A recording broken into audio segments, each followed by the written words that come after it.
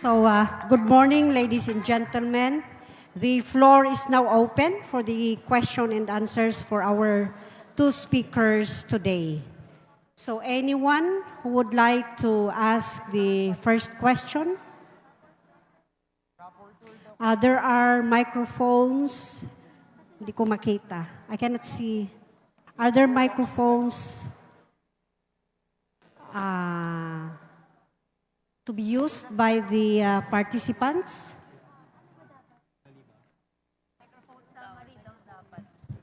Anyone would like to clarify some gray areas or to learn more about the discussions presented by our speakers?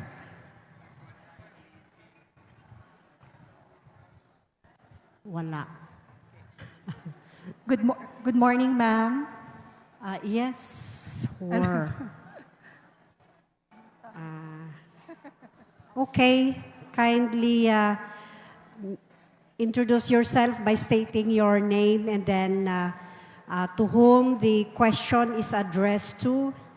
Please. Yes, ma'am. Yes, ma'am. Thank you. I am Ivy Tarun, a faculty member of Isabela State University, ma'am. I would like to address my question to Dr. Nan. I'm happy to hear about the digital citizen-centric approach in data gathering that you have presented a while back, sir. Actually, we would like also to adopt the same strategy, but we would like to implement it for waste management and for biodiversity. But I just would like to ask you, sir, what strategies did you implement in determining the validity of the data or the issues or problems that were shared by the citizens through the app? Yeah, thank you so much for the questions. Well, 5 years ago when I started my position as an expert in smart city for Thailand at the national level, I was naive. 5 years ago, I thought that the best way to build a smart city is to lead with technology. And it took me 2 years. It took me until the COVID time that I realized that I was wrong for the first 2 years. In fact, I almost quit my job because nothing happened in Thailand. Right? When we put technology before people, we only got technological projects that at the end was a lot of money that we spent, taxpayer money, that didn't have any good results in terms of the enhancements of the livability index that we try to collect. So over the past 2 years during COVID time, we try to find the sweet spot between using the right kind of technology and understanding the demands and needs of the citizens, because at the end of the day, it has to do something. Technology has to do something. So we first started with creating a set of criteria. For instance, if you wanted to do smart mobility, it has to decrease congestion, it has to decrease carbon emission, it has to decrease road accidents, right? We come up with criteria. If you wanted to do smart environment like garbage collection, it has to make people go to the hospital less because of the cardiovascular diseases. It has to make people healthier and wanting to spend more time in the green spaces, things like that. So with those criteria, we tested with our citizens right away. So we conducted a series of interactive workshops. We brought in counselors, we brought in private sector, we brought in public sector. We also brought in citizen representative to actually get their thoughts on these criteria. And once the criteria, or pretty much the KPI in this case, is set, then we brainstorm to find the solutions. So what you saw earlier, the citizen-centric app that we use in order to collect data from the citizens so that we can fix problems for them are not entirely our idea. In fact, it was the idea of the citizens themselves. They noticed that they spend 5 or 6 hours a day on their phones anyway. So a few citizens told us that, why don't we design something that they don't have to use another platform for. If they were going to be spending 5-6 hours on their phones anyway, they can just use those 1 or 2 minutes of those 5 or 6 hours a day to report problem to us on the same device, which is a mobile phone that they all have. And we thought that was a good idea, but again, we didn't have the courage to do it right away because we've seen a lot of failures of projects that have a good beginning, but without an actual testing with the citizens, and investment comes before testing. So at the end, those projects are failures. So what we did was to create cheap prototypes.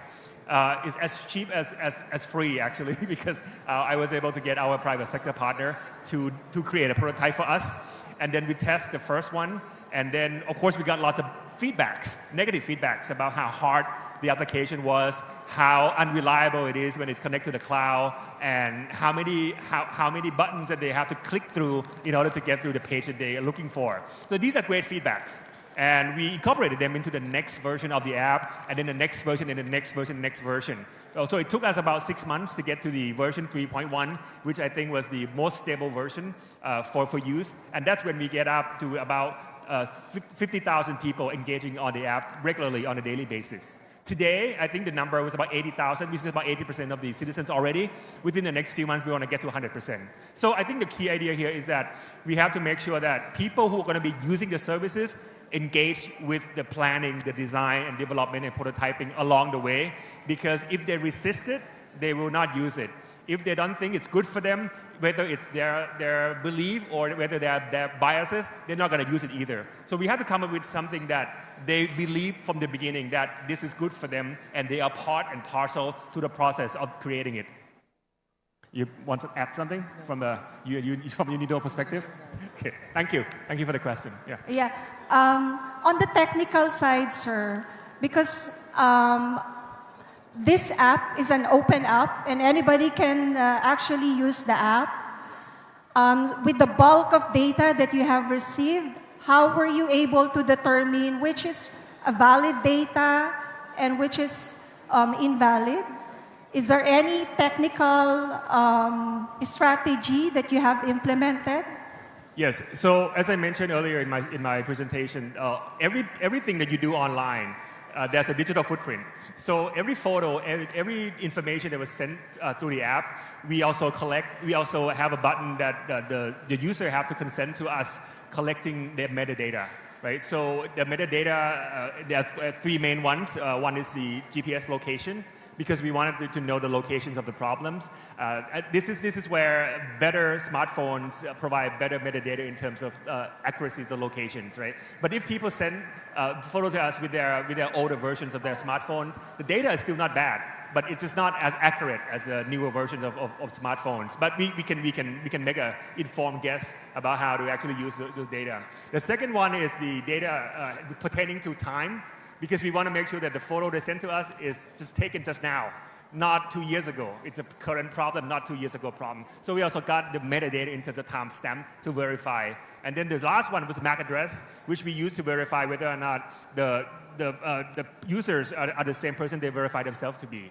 And in addition to that, the fourth criteria was the actual subscription or the actual registration on the app of the user themselves, because they have to register. But we don't collect their data beyond just their photo that they use on their app. And they can use any photo they want. They can use photo of Marvel superheroes. So we don't care, as long as there is something there. And also their names that they wanted to be identified with. We don't collect their ID card number. We don't collect their phone numbers because we don't think those are relevant in this particular case. But we also do a lot of verification at the beginning, just to make sure that everything that got sent to us are validated by some form of the digital mechanics. And towards the end, I'm happy to report that about 99% of the things that got sent to us are verified to be from real users. But we don't know what's going to happen next. I guess if one day, in the immediate future, somebody really feel bad about us having to advance knowledge on this can use a bot to create all kinds of trouble. But I think we can also find a way to use AI to combat those false information as well. But the thing is, we just have to collect data. Thank you very much, sir. Thank you. Thank you. Okay, we don't have time anymore, so, oh no. Okay, Secretary, please. After the Secretary, there will be just one more question for Dr. Monroy. We have a solution for your concern. If you go to that booth from the Advanced Science and Technology Institute, we have the Kuha app. It's an image capturing device, and you can process every the geolocation, the date, the time. And then with AI, you can actually verify everything. So the solution is already available from DOST. And if you want to know more about this, please approach the booth behind you. Thank you. Thank you, Sir Secretary, for that additional